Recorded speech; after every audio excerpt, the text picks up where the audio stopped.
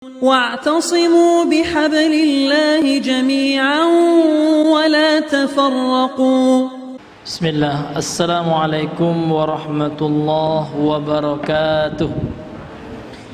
إن الحمد لله تعالى نحمده ونستعينه ونستغفره ونعوذ بالله من شرور أنفسنا وسيئات أعمالنا.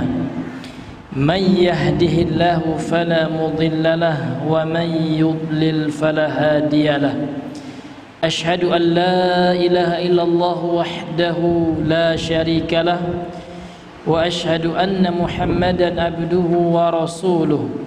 اللهم صل وسلم وبارك وزد وأنعم على رسولنا محمد صلوات الله وسلامه عليه وعلى من سار على نهجه وتمسك بسنته إلى يوم الدين. قال الله تعالى في محكم التنزيل: يا أيها الناس اتقوا ربكم الذي خلقكم من نفس واحدة وخلق منها زوجها وبث منهما رجالا كثيرا ونساء واتقوا الله الذي تساءلون به والأرحام إن الله كان عليكم رقيبا. يا أيها الذين آمنوا اتقوا الله حق تقاته ولا تموتن إلا وأنتم مسلمون. يا أيها الذين آمنوا اتقوا الله وقولوا قولا سديدا يصلح لكم أعمالكم ويغفر لكم ذنوبكم ومن يطع الله ورسوله فقد فاز فوزا عظيما. أما بعد فإن أصدق الحديث كتاب الله وخير الهدي هدي محمد صلى الله عليه وسلم وشر الأمور محدثاتها فإن كل محدثة بدعة وكل بدعة ضلالة وكل ضلالة في النار. Nas'alullah as-salamata wan najah. Ma'asyiral muslimin rahimani wa rahimakumullah. Kembali kita bersyukur kepada Allah Azza wa Jalla. Segala pujian hanyalah milik Allah. Kemudian kita bersalawat kepada Nabi besar Muhammad sallallahu alaihi wasallam. Allahumma salli ala Muhammad wa ala ali Muhammad. Ma'asyiral muslimin, tidak terasa bahwasanya kita telah berada di bulan Syawal dan kita sudah beberapa hari meninggalkan bulan suci Ramadan. Mudah-mudahan kita berharap, berdoa kepada Allah, mudah-mudahan dengan berakhirnya Ramadan kita bisa meraih faidah keistimewaan yang ada di bulan suci Ramadan tersebut, yaitu janji dari Allah Azza wa Jalla bagi siapa yang berpuasa di bulan Ramadan, mudah-mudahan la'allakum tattaqun. Mudah-mudahan kata Allah kalian menjadi insan yang bertakwa. Karena takwa itulah nantinya modal kita di akhirat. Bekal kita, bahkan sebaik-baik bekal menuju Allah Azza wa Jalla. Sebagaimana yang sering kita dengar firman Allah dalam surah Al-Baqarah, Allah berfirman, "Fatazawwadu fa inna khairaz zadit taqwa." Berbekalah kalian karena sesungguhnya sebaik-baik perbekalan nanti menuju Allah adalah ketakwaan kita kepada Allah. Ma'asyiral muslimin wal muslimat rahimani wa rahimakumullah. Kita juga senantiasa bersalawat kepada beliau Nabi besar Muhammad sallallahu alaihi wasallam. Kita masih ada beberapa lembar lagi pembahasan dari kitab ini, Kutaib, ya, kitab kecil ini yang berjudul At-Tabarrukul Masyru'u wal Mamnu'u. Tabarruk, ngalap berkah yang disyariatkan dan yang dilarang. Kalau yang disyariatkan gampang saja kaidahnya Bapak Ibu. Rumusnya mudah saja. Setiap tabarruk yang ada dalam Al-Quran dan yang ada dalam sunnah Rasulullah sallallahu alaihi wasallam kemudian diamalkan oleh para sahabat, maka itu adalah tabarruk yang masyru', yang disyariatkan, yang dianjurkan. Adapun yang tidak ada dalilnya, tidak ada ketentuannya dari Al-Quran dan Al-Hadis yang sahih, maka tentu itulah yang disebut dengan at-tabarruk al-mamnu', tabarruk ngalap berkah yang dilarang. Nah, sekarang kita masuk kepada di antara contoh tabarruk yang terjadi di masa Nabi.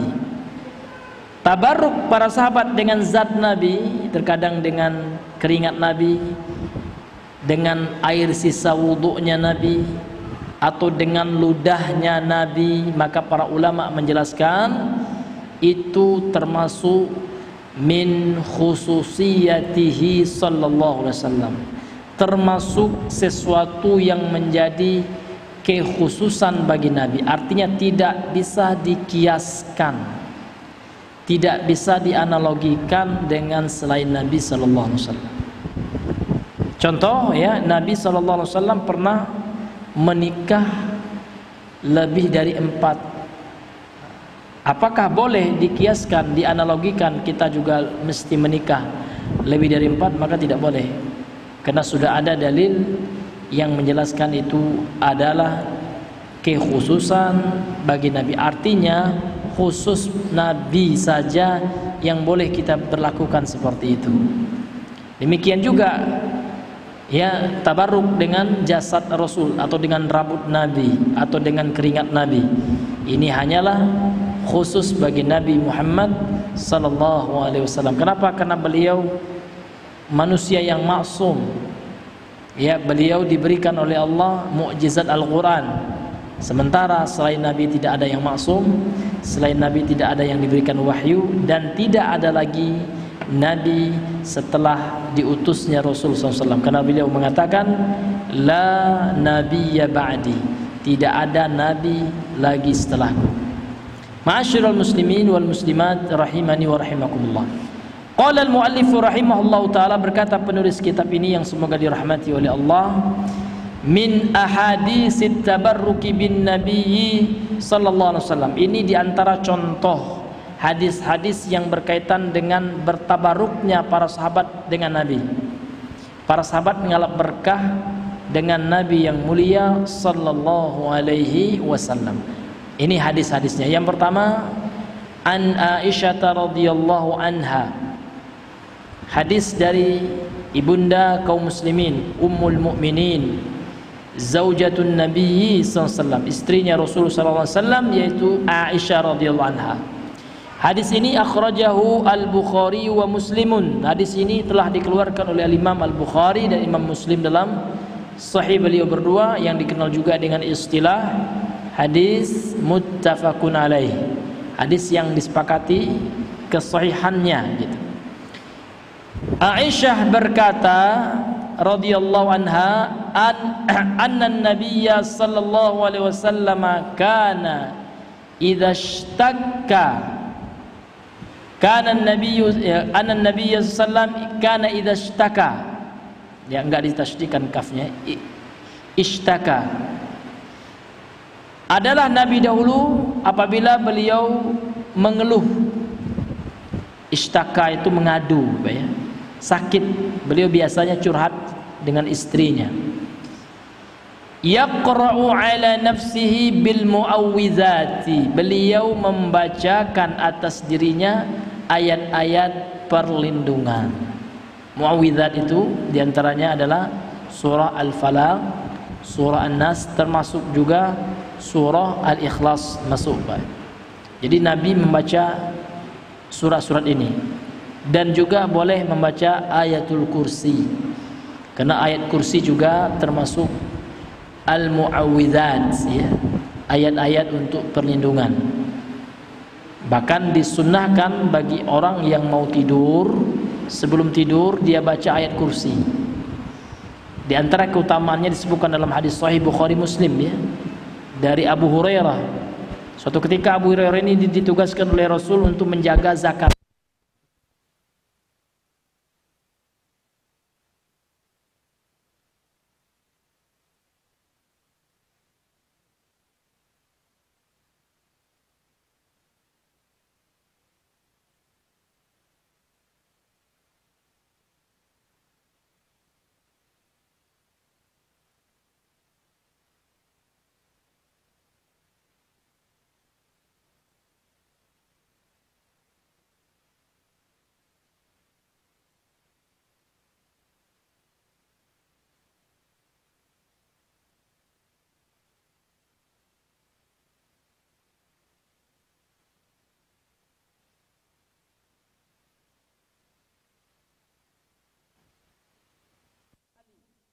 Singkat cerita, ini disebutkan dalam Sahih Al-Bukhari ya.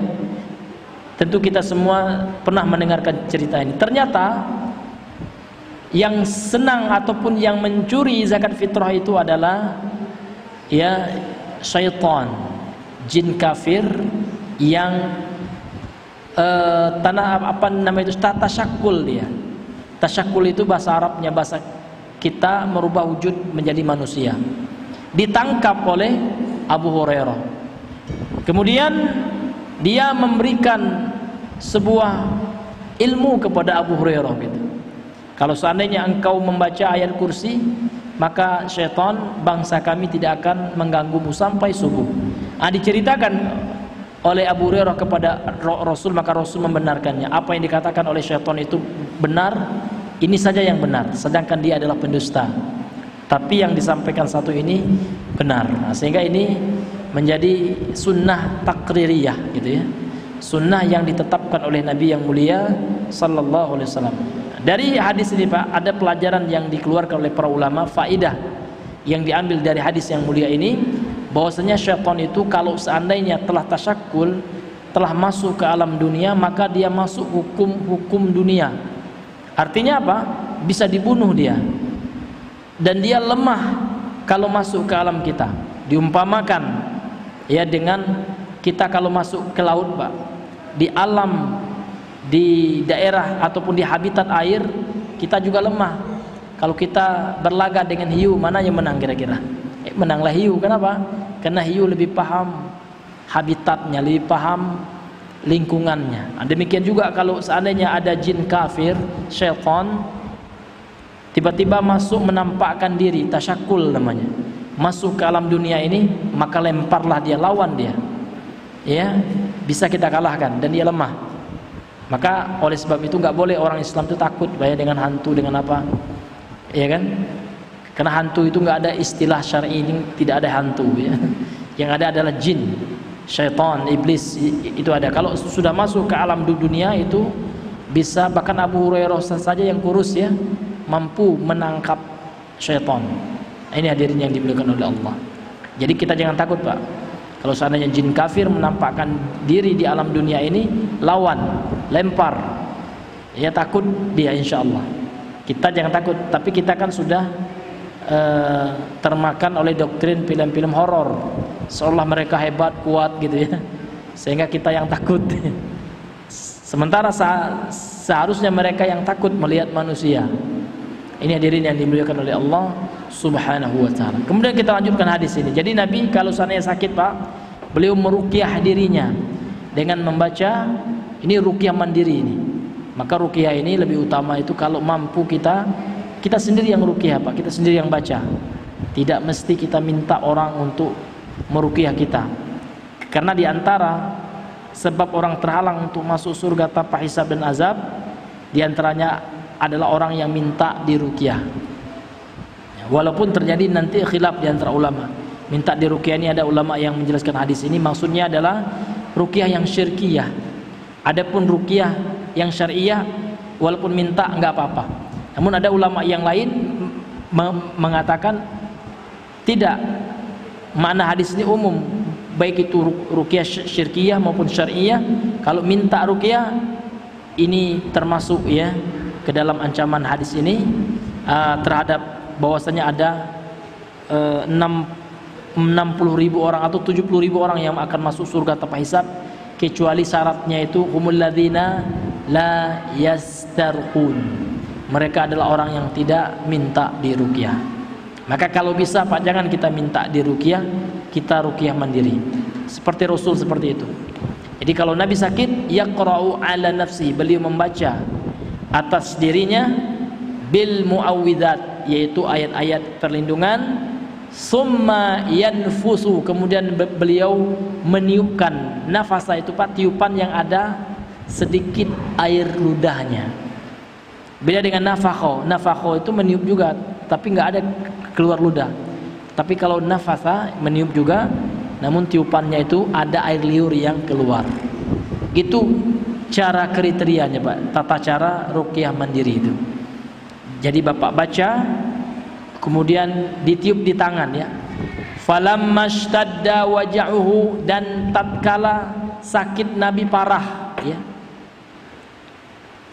Kuntu, saya, kata Aisyah, aqra'u alaih, saya yang membantu membacakan atas Nabi. Memang Nabi lagi sakit parah betul. Mungkin untuk baca itu tidak kuat Rasul, dibantu oleh istrinya. Dibacakan oleh Aisyah, namun Nabi enggak minta diruqyah, beda apa ya? Minta diruqyah dengan dibantu orang. Ya kan? Kuntu aqra'u alai, aku yang membacakan atasnya, wa ansahu anhu biyadi, aku ambil tangannya dan aku tiup, dan diambil tangan Nabi oleh Aisyah, dibacakan, kemudian diusapkan, ya, apa namanya, ke tubuh beliau, seperti itu. Jadi diambil tangan, Pak, dibaca ayat ruqyah, kemudian diusapkan ke tubuh kita. Wa amsahu anhu biyadihi roja'a barakatiha, dan aku usapkan ke tubuh beliau itu dengan tangan Nabi sendiri, mengharapkan keberkahannya. Nya ini domir ha di sini kembali kepada tangannya Rasul, karena tangannya Rasul itu ini termasuk mukjizat beliau, Pak, ya. Beda dengan tangan kita. Kalau tangan Nabi itu berberkah, dan enggak boleh dikiaskan dengan kiai, dengan habib, dengan ustadz, enggak ada. Ini khusus tangan Nabi saja yang berkah. Kenapa? Karena tangan Nabi dijaga oleh Allah dari memegang yang haram. Kalau selain Nabi enggak ada, Pak, jaminan maksum, ismah. Maksum itu hanya ada pada Nabi. Selain Nabi enggak ada yang maksum. Makanya tangan Nabi itu berkah, tangan yang dijaga oleh Allah dari menyentuh perkara yang Allah haramkan. Ini Bapak Ibu yang dirahmati. Kalau tangan orang sekarang, kiai-kiai sekarang, ya, banyak yang haram yang dipegangnya. Santriwati yang enggak mahram disalami sama kiai itu, iya, sama habib itu. Bebas mereka. Ya. Mereka bebas, ya, menyentuh yang halal, yang haram. Menyentuh yang bukan mahram itu siapapun dia, nak ustadz itu, nak panjang janggotnya, kalau dia menyentuh yang bukan mahramnya, haram hukumnya. Bagaimana mau berkah tangannya? Beda dengan tangan Nabi. Dan Nabi mengatakan dalam hadis Sahih Al-Bukhari, ana la usafihun nisa, aku tidak pernah menyentuh an-nisa, tangan wanita, bersalaman dengan wanita yang bukan mahram. Kalau yang mahram mah berpahala, Pak.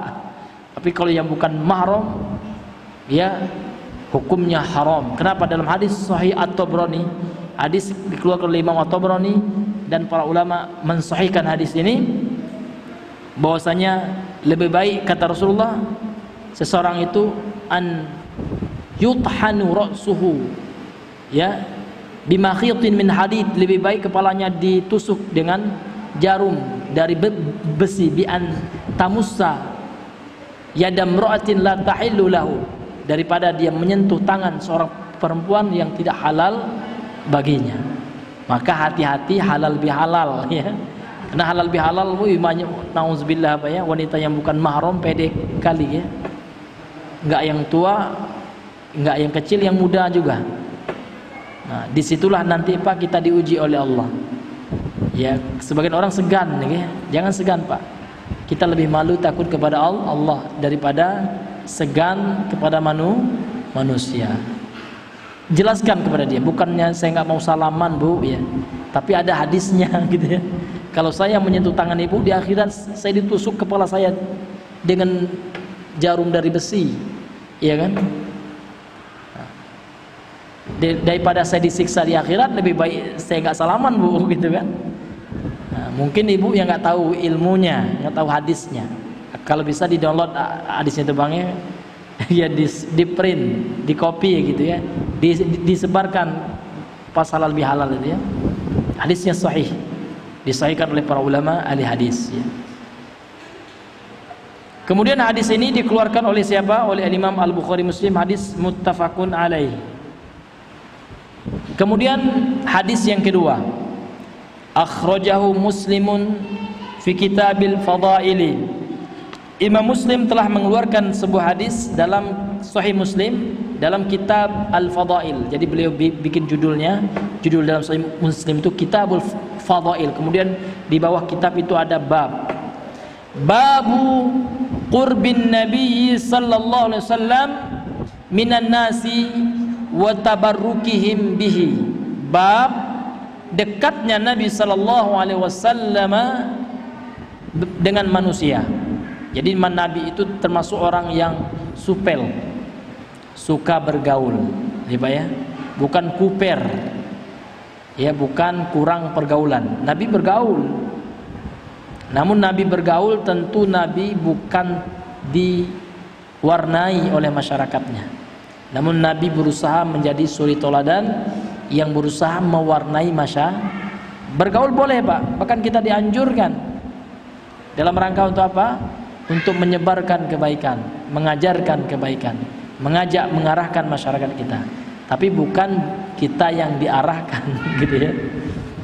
Nah, beda nanti, Pak, ada orang yang mengasingkan diri dengan orang yang hidup di tengah-tengah masyarakat. Kalau orang yang mengasingkan diri enak, cari aman, ya Pak ya.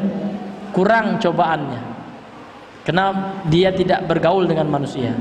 Tapi kalau orang yang tinggal bersama masyarakat, sementara itu dia mengajak masyarakat untuk kebaikan, terkadang tidak semua yang mau, banyaknya yang tidak mau, gitu ya. Ini hadirin yang dimuliakan oleh Allah. Karena mayoritas masyarakat itu, Pak, Allah sendiri yang mengatakan minoritas yang bersyukur umat manusia. Wa qalilam min ibadiyasy syakur, kata Allah. Qalil, sedikit, minoritas hamba-hambaku yang bersyukur. Itu sahih perkataan Allah, benar, maha suci Allah, maha benar Allah atas apa yang Allah katakan. Dan fakta realita membuktikan. Sekarang, Pak, coba kita secara kenyataan, logika, faktanya. Sekarang, Pak, mana yang lebih banyak masyarakat yang di masjid ataupun yang di luar masjid ketika sholat berjamaah? Coba disensus sekali-kali, Pak. Kalau yang kuliah di UIN mungkin ada apa ya penelitiannya, ada pendekatan kualitatifnya itu ya, angket disebarkan, iya, terbukti, Pak, berdasarkan penelitian fakta realita di lapangan, ternyata yang lebih banyak dari masyarakat yang mengaku umat Islam di KTP-nya Islam, agama Islam. Ternyata kalau kita sensus, Pak, di satu RT saja dulu, belum kita ke kelurahan, belum kecamatan, RT saja dulu. Lihat sekarang, mana yang lebih banyak sholat berjamaah di masjid atau sholat di rumah? Sholat di rumah. Bahkan kalau kita sensus sekarang, Bapak Ibu, mana yang lebih banyak orang sholat, orang Islam, dan ketimbang yang nggak sholat? Banyak yang tidak sholat. Kami kemarin pulang kampung, Pak, ke Sumbar, ya. Pulang kampung, luar biasa, Pak, ya. Pas zuhur nggak ada orang azan, asar juga nggak ada. Kita yang azan, Pak. Kita tanya ke masyarakat itu, oh, orang Bakarajo, katanya. Orang lagi kerja, gitu ya. Subhanallah, kok gara-gara kerja nggak sholat berjamaah. Maka kami sampaikan, ada hadis, belum sempat kami menyampaikan waktu itu ya. Ada hadis yang disahihkan oleh Imam An-Nawawi, dikeluarkan oleh Imam An-Nasa'i dan lain-lain. Apa kata Nabi yang mulia sallallahu alaihi wasallam? Ma min thalathatin fi qaryatin aw fi badwin la tuqamu fihimus salatu illa wa qad istahwadha alaihimus syaitan. Tidaklah 3 orang berada di fi qaryatin, dalam sebuah desa, aw fi badwin, atau di pedalaman, la tuqamu, tidak didirikan, fihimus salatu, di antara mereka di kampung itu tidak ada salat. Dalam riwayat yang lain, la yu'adzinu fihi, tidak ada yang azan di kampung itu, illa wa qad istahwadha 'alaihi syaitan, kecuali kampung itu telah dikuasai oleh syaitan. Artinya kampung itu kampung setan, gitu. Itu bahasa kasarnya, Pak. Iya. Kalau di kampung itu ada masjid, ada musola, tidak ada azan di situ, minimal 3 orang aja ke masjid, Pak. Kalau dalam mazhab Syafi'i kan seperti itu. Apalagi yang dikuatkan oleh Imam An-Nawawi, salat berjamaah kan fardu kifayah. Namun dalam mazhab Hambali yang dikuatkan oleh para ulama, Syekhul Islam Ibnu Taimiyah, kemudian ulama kontemporer, ulama Salafi kontemporer, Ahlussunnah kontemporer, fardu ain. Tapi Imam Nawawi saja yang mengatakan fardu kifayah. Kalau tidak ada yang azan di kampung itu, maka kampung itu qad istahwaza alaihim syaitan, telah dikuasai oleh setan. Artinya bukan kampung manusia lagi, Pak. Kalau sudah setan penguasanya, siapa nama kampung itu, Pak? Itu yang membuat kita miris sekarang. Subhanallah gitu. Pergi lagi kami ke Morobungo, ke kampung kecil lagi, ke mudiknya, Pak. Ada nama kecamatan Tanah Tumbuh, mudiknya lagi Pelayang. Subhanallah, sama, Pak, keadaannya. Bahkan dikunci masjidnya. Kok dikunci, Pak? Oh ya, Pak Ustadznya pulang kampung katanya. Kalau tidak ada Pak Ustadz berarti tidak sholat berjamaah gitu. Ya gitulah katanya. Subhanallah. Itulah kenyataan, Pak ya. Sedih kita.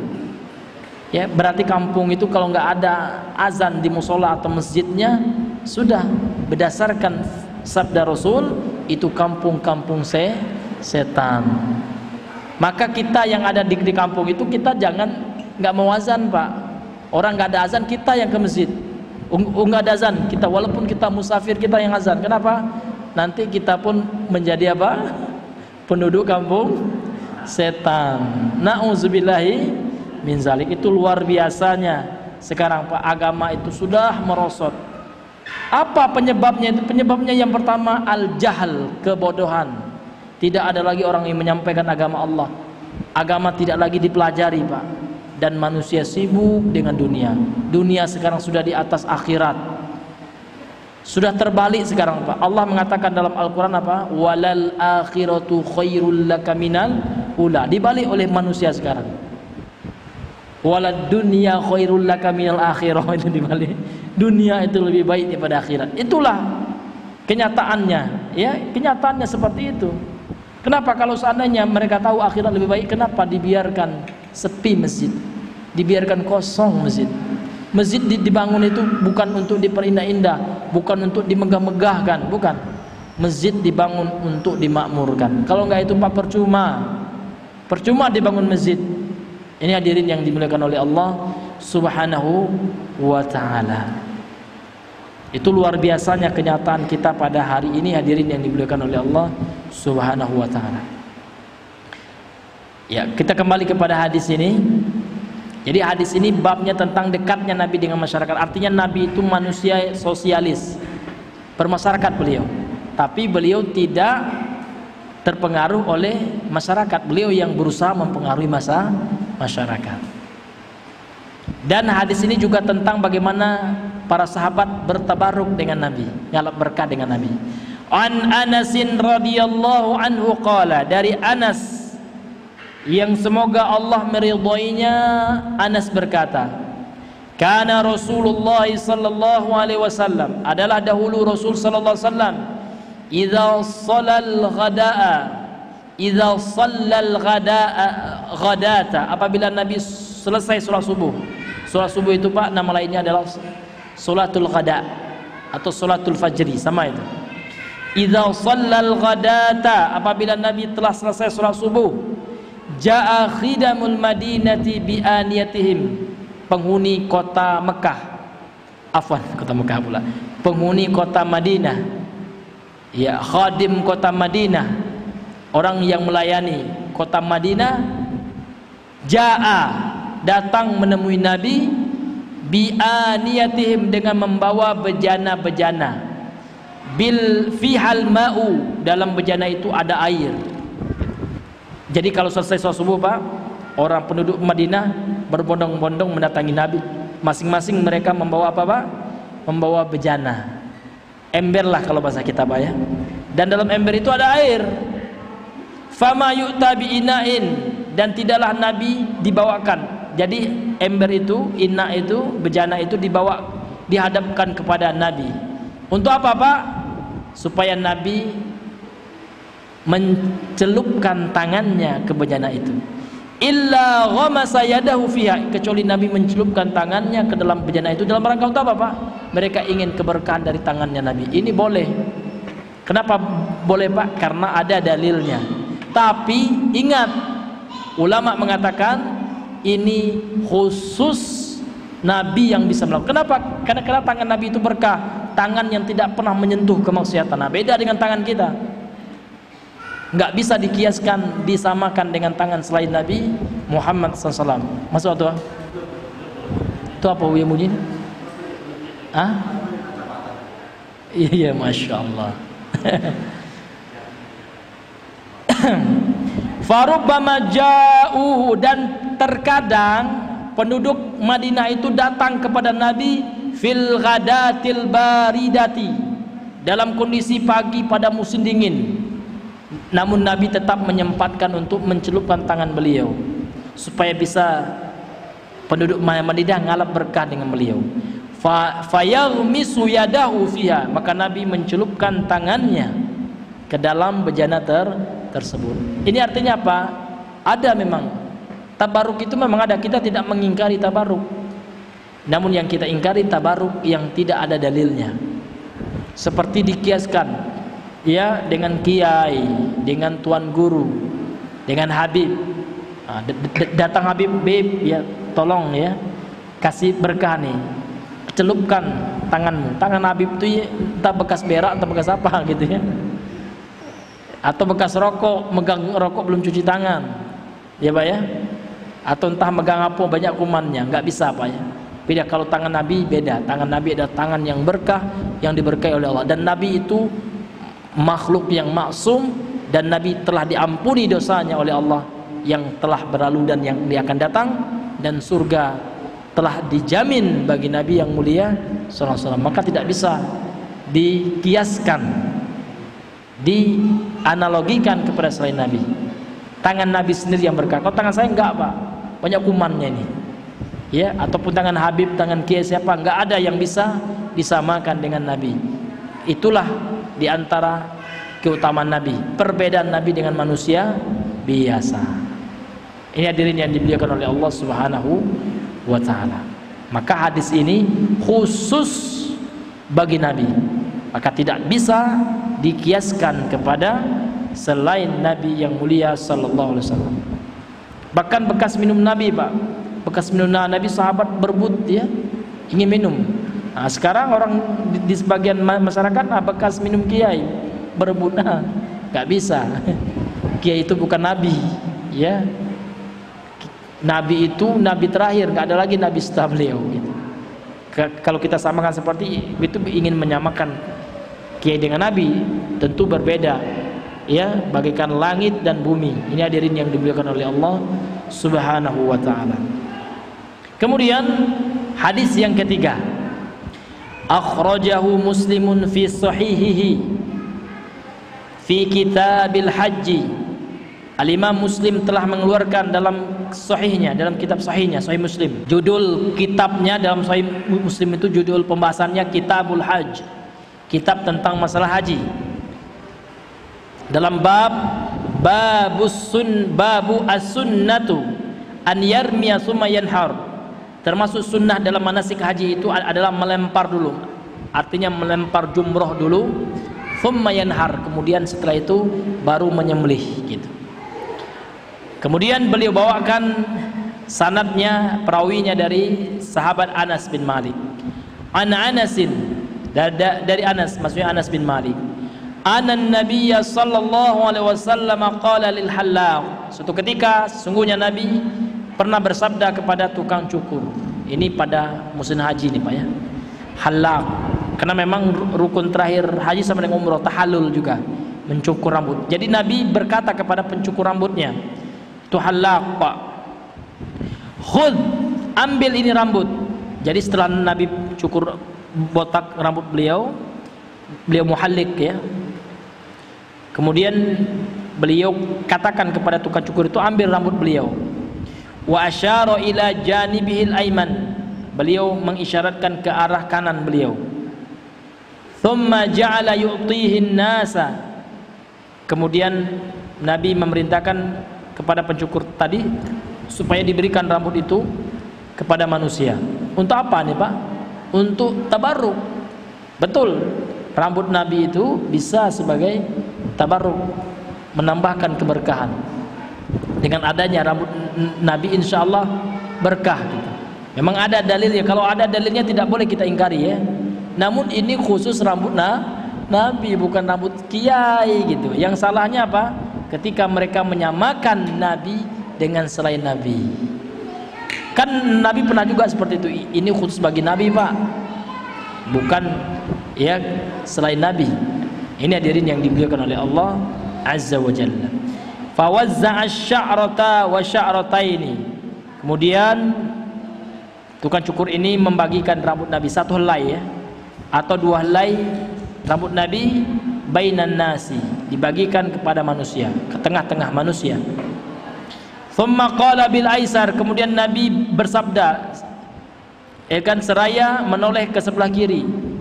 Fa sana'a, thumma, kemudian beliau meminta dibagikan lagi seperti yang dilakukan ketika beliau menoleh ke sebelah kanan, diambil dibagikan lagi rambutnya. Thumma qala, lantas kemudian Nabi berkata, hahuna Abu Thalhata, apakah di sini ada Abu Thalha? Jadi Nabi bertanya keberadaan sahabatnya yang bernama Abu Thalha.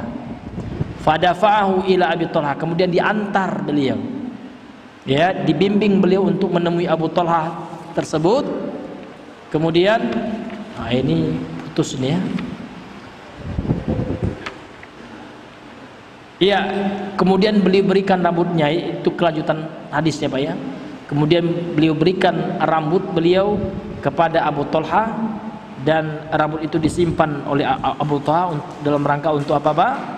Untuk ngalap berkah dengan rambutnya Nabi yang mulia sallallahu alaihi wasallam. Dan ini seperti yang telah kita sampaikan tadi, kita tekankan tadi, ini khusus rambut Nabi. Bukan rambut kita Pak, rambut kita banyak ininya ya. Iya, bukan rambut manusia selain Nabi. Kenapa? Karena rambut Nabi dan rambut manusia yang maksum, manusia yang dicintai oleh Allah. Makhluk yang paling Allah cintai itu adalah Rasulullah. Nah, itu Nabi itu makhluk yang paling Allah cintai. Bukan rambutnya kita ya, bukan rambutnya selain beliau ya. Bahkan rambut sahabat aja nggak ada. Buktinya apa? Buktinya sahabat tidak ada yang melakukan hal ini. Tidak ada sahabat yang ujuk-ujuk menyuruh masyarakat bawa air biasa celup, nggak ada. Ini menunjukkan apa? Sahabat tahu itu hanya khusus bagi Nabi yang mulia sallallahu alaihi wasallam. Nggak ada ujuk-ujuk sahabat, udah mau berkah nggak, ambil rambut saya, nggak ada. Karena sahabat tahu itu hanyalah khusus bagi Nabi yang mulia sallallahu alaihi wasallam. Masuk tuh Bang? Udah masuk ya? Taib, karena sudah masuk waktu, nanti sedikit ya kita lanjutkan setelah Isya, kemudian kalau ada waktu kita lanjutkan dengan tanya jawab ya. Subhanakallahumma bihamdika asyhadu an la ilaha illa anta astaghfiruka wa atubu ilaik. Assalamualaikum warahmatullahi wabarakatuh.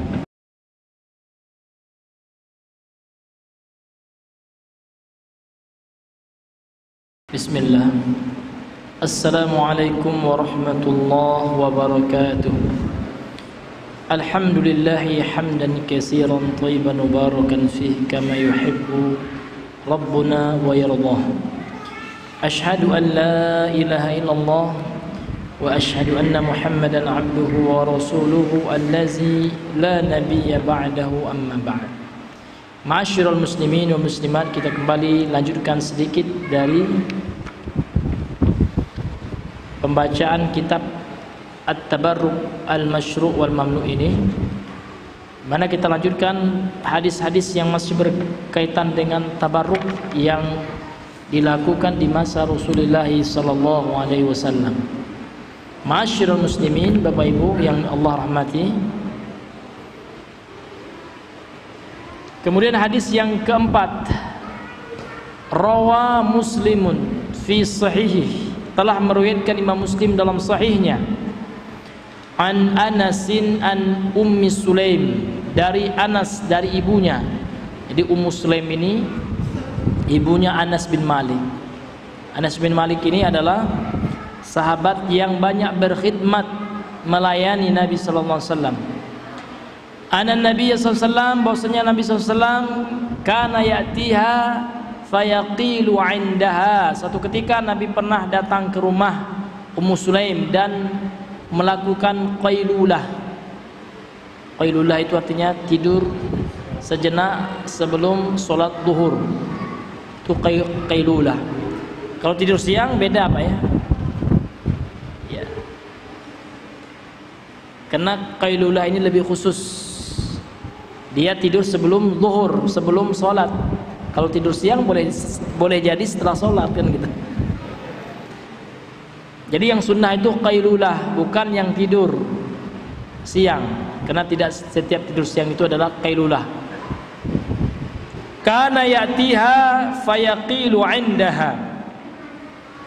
Dahulu Nabi datang ke rumahnya Ummu Sulaim dan beliau tidur siang. Qailulah di rumah Ummu Sulaim. Fatubsitu lahu nat'an, ini artinya adalah tikar. Kemudian dibentangkan oleh Ummu Sulaim tikar untuk Nabi tidur, untuk Nabi qailulah. Fayaqilu alaihi, lantas Nabi qailulah di atas tikar itu. Wa kana katsiral irqi, Nabi banyak irqnya, banyak keringatnya. Fakana stajma'u irqahu, araqahu, bisa juga araqun ya, araqahu fataj'aluhu fi tibi wal qawariri. Kemudian Ummu Sulaim mengumpulkan itu menampung lah maksudnya ya. Menampung keringat beliau dan dicampur dengan tibnya. Tib di sini mananya minyak wanginya. Nah, ini keutamaan Nabi, Pak. Tidak ada manusia selain Nabi yang keringatnya itu lebih wangi daripada minyak wangi. Kalau keringat kita luar biasa, Pak, baunya ya. Makanya tidak bisa disamakan dengan Nabi. Ini khusus bagi Nabi. Keringat Nabi saja yang wangi, mengalahkan wanginya minyak wangi. Maka itu diantara mukjizat beliau, bahwasanya keringatnya wangi. Nah, diambil oleh Ummu Sulaim, ditampung keringatnya dan dicampur dengan minyak wanginya Ummu Sulaim. Wal qawarir, dan dimasukkan ke dalam qawarir. Qawarir itu botol, bayang. Faqala an-nabiy sallallahu alaihi wasallam, lantas Nabi sallallahu alaihi wasallam bersabda kepada Ummu Sulaim, ya Umma Sulaimin, ma haza, wahai Ummu Sulaim, apa ini gitu. Qalat Ummu Sulaim berkata, araquka adufu ay ukhallitu bihi tibi, ini adalah keringatmu wahai Rasulullah yang aku campur dengan minyak wangiku. Wa fi riwayatin, dalam sebuah riwayat, narju barakatahu li sibyanina qala asabti, saya mengharapkan dengan keringat engkau ini wahai Rasulullah keberkahannya. Li, untuk sibyanina, sibyan ya, jamak dari sobi. Sobi itu anak kecil, yakni Anas, untuk Anas gitu. Untuk anak-anaknya Ummu Sulaim ya. Keringat Nabi itu berkah insyaallah. Maka Rasul menjawab, asabti, benar apa yang engkau lakukan. Artinya dibenarkan oleh Nabi. Benar tabaruknya itu, tidak disalahkan oleh Nabi yang mulia SAW. Dan seterusnya dari hadis-hadis Nabi ini sedikit lagi ya Pak, namun karena mengingat waktu ada 3 hadis Nabi, maka selesai kita pembahasan ini. Baru pembahasan yang terakhirnya tentang keberkahan orang-orang soleh. Di mana letak berkahnya orang soleh itu. Dan yang terakhir ya setelah itu pembahasannya adalah ini sedikit lagi Pak ya, tentang ghulu, berlebihan melampaui batas terhadap orang-orang saleh. Ini masyiral muslimin yang dimuliakan oleh Allah Subhanahu wa taala. Orang saleh itu yang berkahnya apa? Apakah berkahnya keringatnya? Apakah berkah bekas minumnya? Tidak. Yang berkah pada orang saleh itu ada ilmu mereka. Ya, amal mereka. ketaatan mereka itu yang mendatangkan keberkahan. Wallahu taala alam bisawab. Ya, mungkin kita cukupkan dulu sampai di sini ya. Mudah-mudahan yang sedikit ini bisa bermanfaat, terutama bagi kami yang menyampaikannya. Amin amin ya rabbal alamin. Subhanakallahumma bihamdika asyhadu an la ilaha illa anta astaghfiruka wa atubu ilaik. Assalamualaikum warahmatullahi wabarakatuh.